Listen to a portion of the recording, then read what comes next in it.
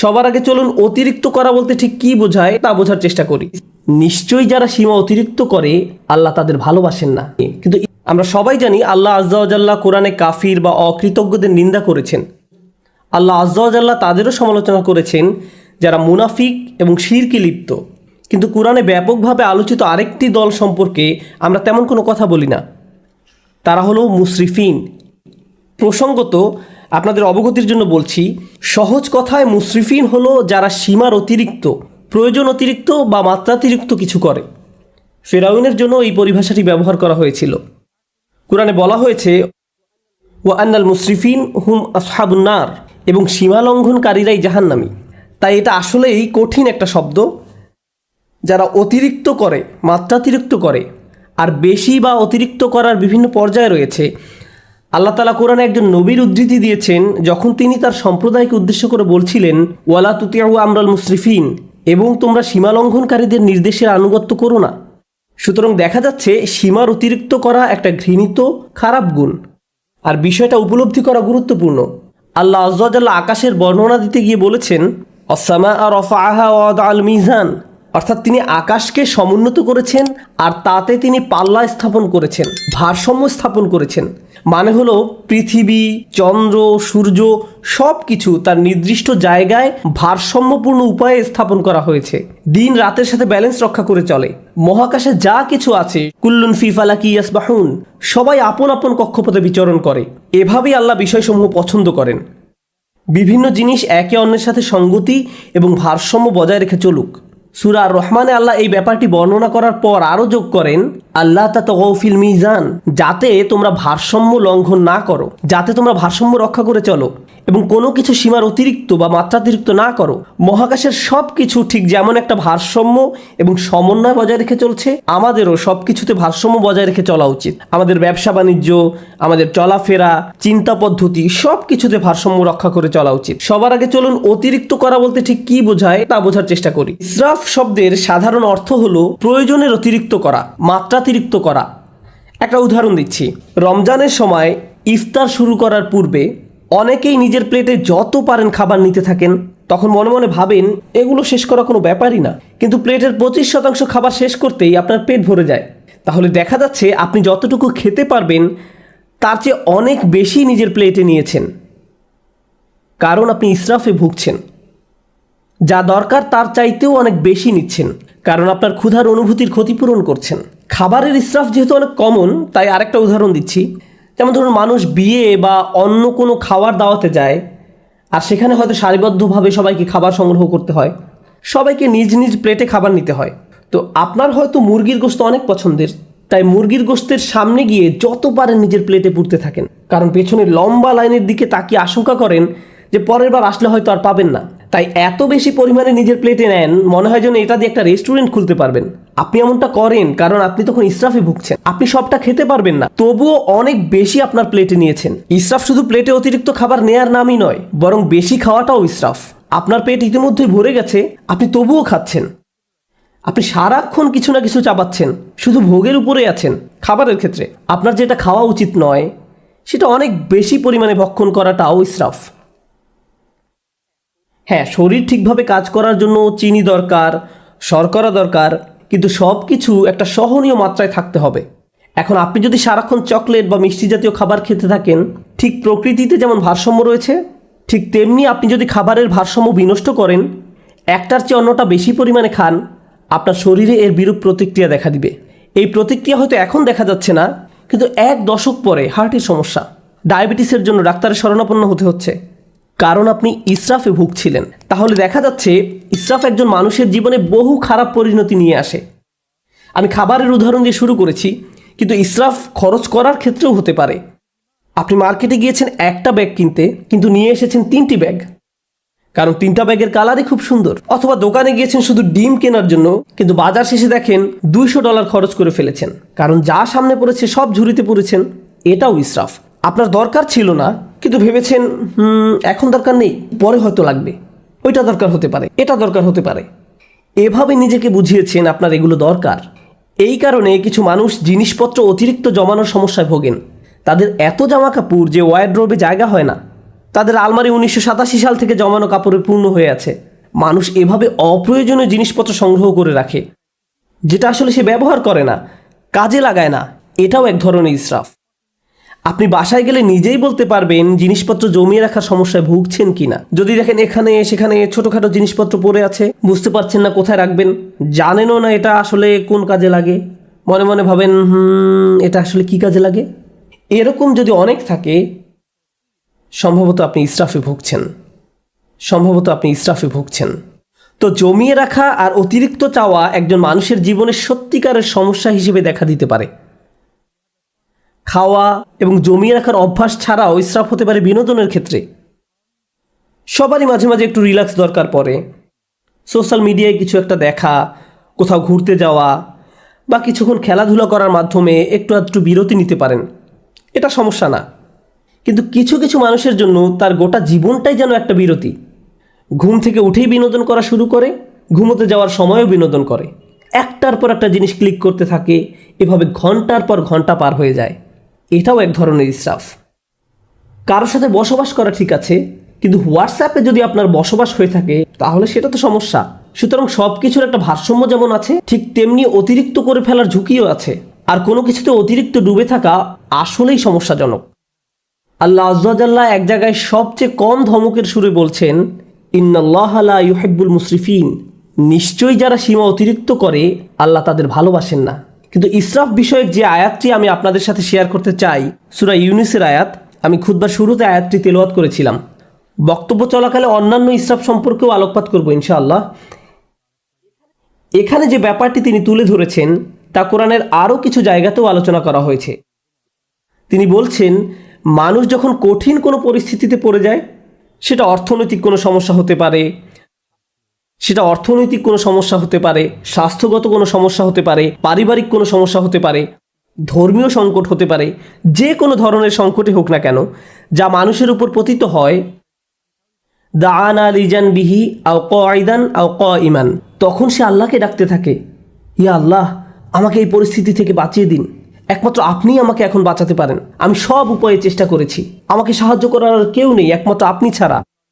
যে ব্যক্তি দাঁড়িয়ে বসে শয়নে আল্লাহকে ডাকতে থাকে, ইয়া আল্লাহ, আমার এই সমস্যাটা দূর করে দিন, আমাকে সাহায্য করুন, আমাকে সাহায্য করুন, আমাকে সাহায্য করুন, তখন সে বেপরোয়া হয়ে আল্লাহকে ডাকতে থাকে। ফালাম্মা কাশাফনা আনহু দুররাহ, তারপর যখন আমি তার সেই কষ্ট দূর করে দেই, মাররান কাআল্লাম ইয়াদউনা, তখন সে এমনভাবে চলতে থাকে মনে হয় যেন তাকে কোনো দুঃখ কষ্ট স্পর্শ করার কারণে সে আমাকে ডাকেইনি। তাহলে দেখা যাচ্ছে যখন আপনি কোনো সমস্যায় পতিত হন তখন বেপরোয়া হয়ে আল্লাহকে ডাকতে থাকেন, কিন্তু আল্লাহ তাআলা যখন সমস্যাটি সমাধান করে দেন তখন পূর্বাবস্থায় ফিরে যান। তখন আমরা এমন আচরণ করি মনে হয় যেন আমরা আল্লাহর নিকট কোনো প্রার্থনা করিনি, আমাদের চোখ থেকে অশ্রু নির্গত হয়নি, কিন্তু আমরা ঠিকই তখন কেঁদেছিলাম। আর এখন আমাদের কষ্ট দূর করে দেওয়ার পর আমরা আল্লাহকে ভুলে গিয়েছি, নিজের মতো করে জীবনে চলা শুরু করেছি। আপনাদের মনে প্রশ্ন আসতে পারে যে এর সাথে তাহলে ইসরাফের সম্পর্ক কি? মনে হচ্ছে এর সাথে ইসরাফের কোনো সম্পর্ক নেই, কিন্তু আল্লাহ যেভাবে এই আয়াতের সমাপ্তি টেনেছেন তার সাথে এর সম্পর্ক রয়েছে। কাযালিকা যুয়্যিনা লিল মুসরিফিনা মা কানু ইয়ামালুন, এভাবেই যারা সীমার অতিরিক্ত করে তাদের জন্য তাদের কাজকর্মগুলোকে চাকচিক্যময় বানিয়ে দেওয়া হয়েছে। এই আয়াতটি আমাদের জীবনের খুবই গোপন একটা বিষয় সম্পর্কে জানান দিচ্ছে। আপনি যদি অমিতব্যয়িতার জিন্দেগি যাপন করেন, সেটা টাকার ক্ষেত্রে হতে পারে, এমন কাজে টাকা ব্যয় করা যেখানে ব্যয় করা উচিত নয়, মাত্রাতিরিক্ত বিনোদন যা সম্পর্কে একটু আগে বলেছি, অতিরিক্ত সামাজিকতা, অর্থাৎ আপনি সব সময় কারো না কারোর সাথে আড্ডা দিয়ে থাকেন, সব সময় বাইরে ঘুরতে যান, বন্ধুদের সাথে মৌজমাস্তি করতে থাকেন, সব সময় মানুষের সাথে কথা বলে সময় কাটান, ফলে ইবাদত করার যথেষ্ট সময় পান না। আপনি যাই করেন না কেন মাত্রাতিরিক্ত করেন। আপনার জীবনযাপন পদ্ধতি যদি এরকম হয়ে থাকে তাহলে সব সময় বিভিন্ন রকমের সমস্যায় পতিত হবেন, আপনার উপর বিভিন্ন কষ্ট আপতিত হবে।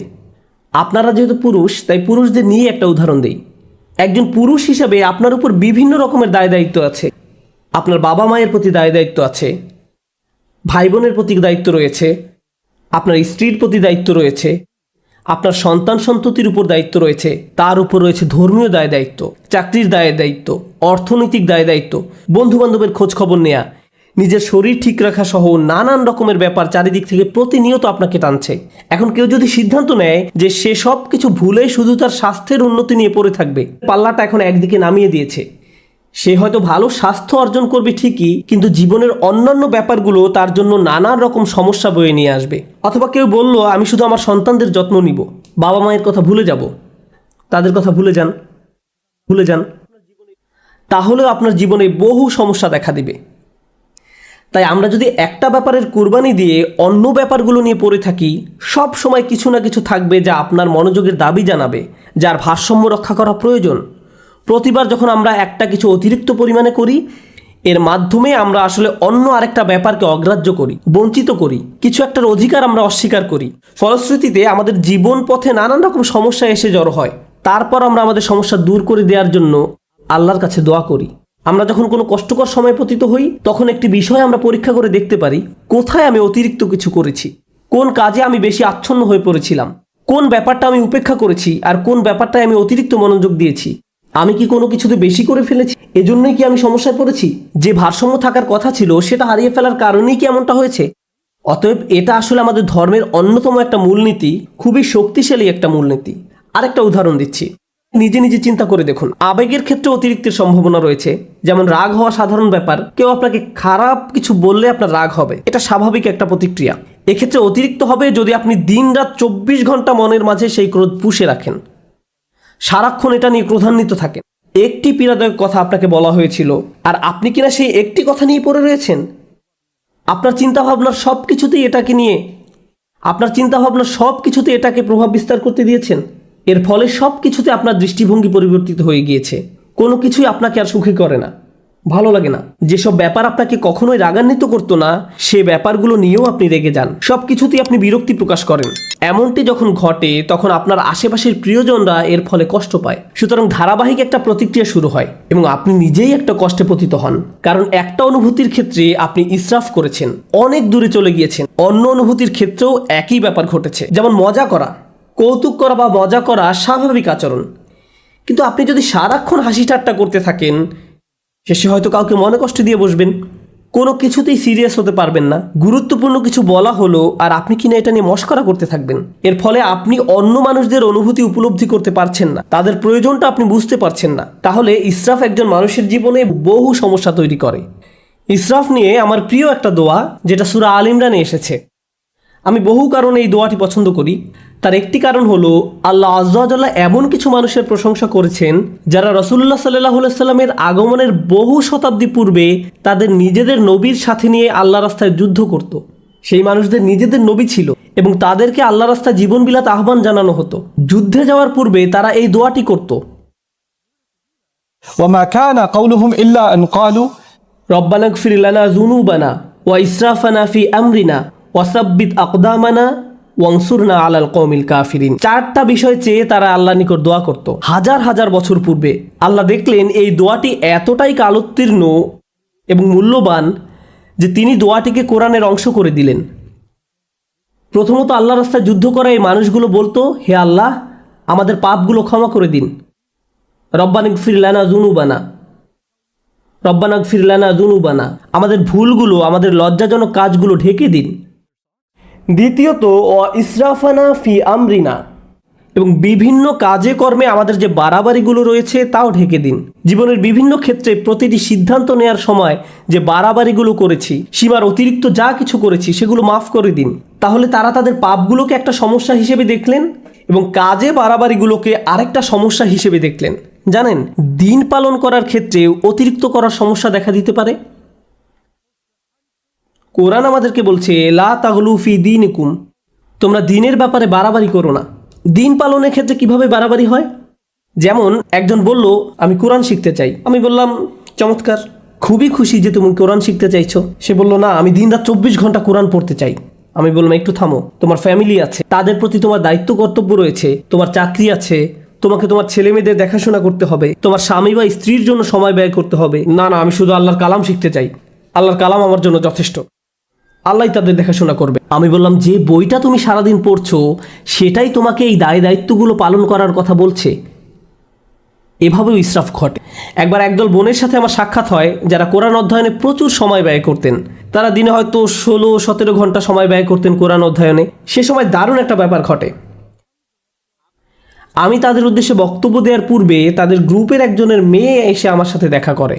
সে বলে, আপনি এখন এই গ্রুপের উদ্দেশ্যে বক্তব্য দিবেন? আমার আম্মুও এই দলের সদস্য, আপনি কি একটু তাদের থামতে বলবেন? আমি বললাম, কি? সে বলল, কারণ আমি আমার আম্মুকে খুব মিস করি, তার সাথে আমার খুবই কম দেখা হয়। তিনি সব সময় পড়ালেখা করেন, বাসায় থাকলেও তার কানে হেডফোন থাকে এবং বলেন, আমাকে ডিস্টার্ব করো না। তিনি কোরআনের শব্দ পড়ায়, ব্যাখ্যা পড়ায় সব সময় ব্যস্ত থাকেন। আমি আশা করছি আপনি এই ব্যাপারে তাকে কিছু বলবেন। জানেন সবচেয়ে ভয়ঙ্কর ব্যাপার কি ছিল? সে আরও বলেছিল, আমার মায়ের কারণে আমার এখন আর কোরআন পড়ার কোনো আগ্রহ নেই। তারপর আমি যখন তাদের সামনে কথা বলতে গেলাম, আমি এই মেয়েটি সম্পর্কে কিছুই বললাম না। আমি বললাম, চলুন আজকে সবাই মিলে কিছু আয়াত অধ্যয়ন করি। তারপর আমরা কয়েকটি আয়াত পড়লাম। তার মাঝে কয়েকটি আয়াত ছিল, ওয়া ইলাস সামাই কাইফা রুফিআত ওয়া ইলাল জিবালি কাইফা নুসিবাত, এবং আকাশের দিকে কি লক্ষ্য করে দেখো না কিভাবে সেটা উঁচু করা হয়েছে, আর পাহাড়ের দিকে কি দেখো না কিভাবে তা স্থাপন করা হয়েছে।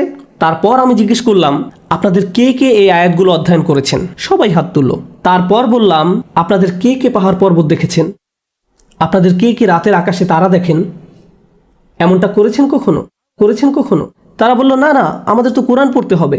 কিন্তু সেই কোরআনই তো আপনাদেরকে এসব করতে বলছে। কিন্তু কোরআনেই আফালাম ইয়াসিরু ফিল আরদ, তারা কি জমিনে ভ্রমণ করেনি? তারা কি আল্লাহ সুন্দর সৃষ্টি দেখেনি? আপনারা এই সম্পর্কে পড়তে চান কিন্তু কাজটি করতে চান না। অথচ আল্লাহ বলছেন বাহিরের পৃথিবী দেখার জন্য। অন্য কথা, এমনকি ধর্মীয় কাজে অতিরিক্ত করার সম্ভাবনা থাকে। এটা পরিহাসের ব্যাপার যে মানুষ কোরআন পড়ছে আবার একই সময় কোরআনের নির্দেশনাকে উপেক্ষা করছে। এমনটাও ঘটতে পারে। ইসরাফ আমাদের আবেগের বেলায় ঘটতে পারে। আমি সক্রিয় আবেগ, রাগের ব্যাপারে আগে কথা বলেছিলাম। ইসরাফ কিন্তু নিষ্ক্রিয় আবেগ, যেমন চুপ থাকার ক্ষেত্রেও ঘটতে পারে। যেমন ধরুন, কেউ হয়তো আপনার প্রতি বা আপনার পরিবারের কারো প্রতি অন্যায় করেছে, তখন আপনি ভাবলেন আমার ধৈর্য ধারণ করা উচিত, চুপ থাকা উচিত। এখন আপনার এই চুপ থাকার কারণে অন্যায়কারী একটার পর একটা অন্যায় করেই যাচ্ছে।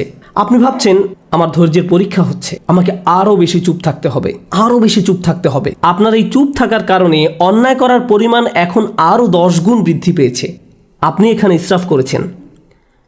আপনার চিৎকার চেঁচামেচি করার দরকার নেই, আবার ব্যাপারটা নিয়ে অজ্ঞ থাকারও কথা নয়। আপনার তো অন্তত পক্ষে সত্যটা মুখ দিয়ে বলার দরকার ছিল, কালোকে কালো বলার দরকার ছিল, যা সত্যি তা বলা উচিত ছিল।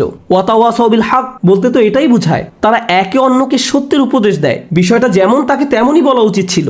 যদি অন্যায় হয়ে থাকে, অন্যায় বলতে হবে, সরি মা, এটা ঠিক নয়, সরি বাবা, এটা ভুল, সরি আমার স্বামী বা স্ত্রী, তুমি ঠিক কাজ করনি। অন্যায় করলে বলতে হবে। আপনি যদি এই কাজটি না করেন, তাহলে আপনি নিজের বিরুদ্ধে ইসরাফ করলেন বা অন্য কারো বিরুদ্ধে করলেন। তাহলে দেখা যাচ্ছে স্থান, কাল, পাত্র ভেদে ইসরাফ বিভিন্নভাবে প্রকাশ পেতে পারে। আমি আপনাদের সকল ক্ষেত্রের উদাহরণ দিতে পারবো না। আপনাকে আপনার নিজের জীবনের দিকে সতর্ক দৃষ্টি ফেলতে হবে। কোথায় আমি অনেক বেশি করছি আর কোথায় আমি যথেষ্ট পরিমাণ করছি না, কোন জায়গা থেকে আমি ফোকাস কমিয়ে ফেলেছি। এমনকি ভালোবাসার ক্ষেত্রেও ইসরাফ ঘটতে পারে। আপনি কাউকে নিয়ে অতিরিক্ত মাত্রায় আচ্ছন্ন হয়ে পড়েন, অতিরিক্ত পরিমাণ ডুবে থাকেন। মা তার সন্তানের প্রতি মাত্রাতিরিক্ত আসক্ত হয়ে পড়ে। সব সময় সে তার ছেলের চিন্তায় মশগুল থাকে। কি করছে এখন, কি খেয়েছো, ভালোভাবে ঘুমিয়েছো, তুমি কি এখনও অফিসে, বাসায় আসবে কখন, বাসায় আসছো না কেন। সারাক্ষণ ছেলের চিন্তা তাকে ব্যস্ত করে রাখে। কোনো মা যদি এমনটা করে, তাহলে সে তার স্বামীর প্রতি কর্তব্য পালন করতে পারবে না। তাহলে সালাতে যেভাবে তার মনোযোগ রাখার কথা ছিল রাখতে পারবে না। তাহলে সে তার নিজের স্বাস্থ্যের যত্ন নেওয়ারও সময় পাবে না। এক্ষেত্রেও আমরা একই পরিণতি দেখতে পাচ্ছি। আপনি যখন একদিকে মাত্রাতিরিক্ত মনোযোগ দিবেন, তখন অন্য দিকগুলোর ভারসাম্য নষ্ট হবে। আর এই ভারসাম্য ঠিক রাখা সহজ ব্যাপার নয়। এজন্যই এই দোয়ার কথাগুলো আসলেই তাৎপর্যপূর্ণ। প্রথমে আমরা আল্লাহর কাছে আমাদের গুনাহ মাফের জন্য দোয়া করছি, তারপর আমরা দোয়া করছি আমাদের কাজকর্মে বাড়াবাড়িগুলো ঢেকে দেওয়ার জন্য। অন্য কথায়, যখনই আপনি কোনো কিছু মাত্রাতিরিক্ত করে ফেলছেন, নিশ্চয়ই এর ফলে অন্য কিছুর ভারসাম্য বিনষ্ট হয়ে গিয়েছে। ওয়াসাব্বিত আকদামানা, আমাদেরকে দৃঢ় পদ রাখুন, আমাদেরকে অবিচল রাখুন। সাব্বিত আকদামানা, পা সুদৃঢ় করুন। আমরা এখান থেকে কি শিখছি? ইসরাফ কি করে? ইসরাফ আপনার জীবনের ভারসাম্য নষ্ট করে ফেলে। আমরা সূরা ইউনূসের অন্য একটি আয়াত শিখেছি, ইসরাফ আমাদের জীবনে নানা রকম সমস্যা নিয়ে আসে, আর এখানে আমরা শিখছি আমাদের পা দৃঢ় থাকবে না যদি আমাদের জীবনে ইসরাফ থাকে। প্রতিবার যখন কিছু আপনি মাত্রাতিরিক্ত করছেন, জীবনের অন্য কিছু তার গতিপথ হারিয়ে ফেলতে পারে। আপনার জীবনে এখন উদ্বেগ উৎকণ্ঠা দেখা দিয়েছে, আপনি সমন্বয় অনুভব করতে পারছেন না, আপনি আপনার অন্তর দিয়ে তা উপলব্ধি করতে পারেন এবং বাইরে থেকেও সঠিক মনে হয়, কিন্তু সব কিছু যখন ভারসাম্য হারিয়ে ফেলে ঠিকমতো ঘুমাতে পারেন না, মানসিক শান্তি হারিয়ে যায়। আপনার চিন্তাভাবনার দিকে নজর দিলেই বুঝতে পারবেন ইসরাফ করছেন কিনা, শুধু নিজের চিন্তার দিকে নজর দিলেই। যদি আপনার পা দৃঢ় থাকে এবং যে অবস্থায় আছেন সেখানে যদি নিজেকে নিরাপদ অনুভব করেন, এটা আসলে প্রমাণ করে যে আপনার জীবন থেকে ইসরাফ দূর হয়ে গিয়েছে। রব্বানা গফির লানা যুনুবানা ওয়া ইসরাফানা ফি আমরিনা ওয়া সাব্বিত আকদামানা। সবশেষ যেহেতু আপনি আপনার জায়গায় অবিচল আছেন, এজন্য অংসুরনা আলাল কওমিল কাফিরিন, আমাদেরকে কাফেরদের মোকাবেলায় সাহায্য করুন। আল্লাহ মানুষদের প্রার্থনার কথাগুলো বর্ণনা করেছেন। যুদ্ধে যাওয়ার পূর্বে আমাদেরকে শক্তিশালী করে তুলুন। এখানে কিভাবে আপনি শক্তিশালী হয়ে উঠবেন? সবার আগে আল্লাহ আপনাকে ক্ষমা করে দিবেন, তারপর আপনাকে অতিরিক্তের ক্ষতি থেকে বাঁচিয়ে দিবেন। ফলশ্রুতিতে আপনি শক্তিশালী হয়ে উঠবেন, আর তাই এখন আপনি শত্রু মোকাবেলা করার জন্য প্রস্তুত। অংসুরনা আলাল কওমিল কাফিরিন। এভাবে গভীর দৃষ্টিকোণ থেকে চিন্তা করলে আমরা বুঝতে পারবো কিভাবে আমাদের জীবনে ব্যালেন্স রক্ষা করব, কিভাবে আমাদের জীবনে ভারসাম্য ফিরিয়ে আনবো। আল্লাহ আজ্জা ওয়া জাল্লা ইসরাফ সম্পর্কে জিজ্ঞাসা করবেন। আপনাদের কেউ কেউ নিজের ছেলে মেয়েদের ভালোবাসার ক্ষেত্রেও ইসরাফ করেন। আপনি একজনের চেয়ে অন্যজনের প্রতি বেশি ভালোবাসা দেখান। এমনকি আপনি যদি খারাপ ব্যবহার নাও করেন, একজন কাছে আসলে তাকে আদর করে জড়িয়ে ধরেন, চুমু খান, আর অন্যজন কাছে আসলে তাকে দূর থেকে আসসালামু আলাইকুম, তাকে কাছে টেনে নেন না। আপনি তার সাথে খারাপ আচরণ করেননি, কিন্তু তবু এটি ইসরাফ। প্রতিক্রিয়া দেখানোর ক্ষেত্রেও ইসরাফ হতে পারে। একজন বিস্কুট খেলে আপনি তাকে ধমক দিয়ে বলেন, হেই তোমাকে না বিস্কুট খেতে নিষেধ করেছিলাম, আর অন্যজন খেলে তাকে আদর করে বলেন, ওহো তুমি কেন বিস্কুট খেয়েছো। এখানেও কিছুটা ইসরাফ হয়ে যাচ্ছে। আপনার এমন আচরণ ভবিষ্যতে দুইজনের মাঝে সমস্যা তৈরি করবে। সে আপনার প্রতি ক্রুদ্ধ হবে না, সে রাগ দেখাবে তার ভাইয়ের প্রতি। তারপর আপনি ভাবেন তারা এভাবে মারামারি করে কেন? তারা পরস্পর মারামারি করছে আপনার ইসরাফের কারণে। আপনি এটা তৈরি করেছেন, আপনি এই সমস্যা তৈরি করেছেন। সুতরাং আমি এবং আপনি যেভাবে চলাফেরা করি, যেভাবে মানুষের সাথে আচার ব্যবহার করি, অন্যদের সাথে আবেগের দিক থেকে যেভাবে আচরণ করি, আমাদের মনের অবস্থা কেমন থাকে, এই সবগুলো বিষয় পুনরায় পরীক্ষা করে দেখতে হবে, যেন আমরা ইসরাফ করা মানুষে পরিণত না হই। কারণ আল্লাহ সুবহানাহু ওয়া তাআলা ইসরাফ করা মানুষদেরকে ভালোবাসেন না। এজন্যই আল্লাহ বলছেন, লা তুতিউ আমরাল মুসরিফিন, যারা সীমার অতিরিক্ত করে তাদের সিদ্ধান্তের অনুসরণ করো না। আমরা দোয়া করি আল্লাহ যেন আমাদের সব ধরনের ইসরাফ থেকে দূরে রাখেন এবং আমাদের জীবনের কোন কোন ক্ষেত্রে আমরা ইসরাফ করছি তা যেন শনাক্ত করার তৌফিক দান করেন এবং এর ফলে যেন আমরা একটি ভারসাম্যপূর্ণ জীবনযাপন করতে পারি। আল্লাহ আমাদের সবাইকে যেন দৃঢ়পদ মানুষে পরিণত করেন এবং আমাদের পাপগুলো ক্ষমা করে দেন।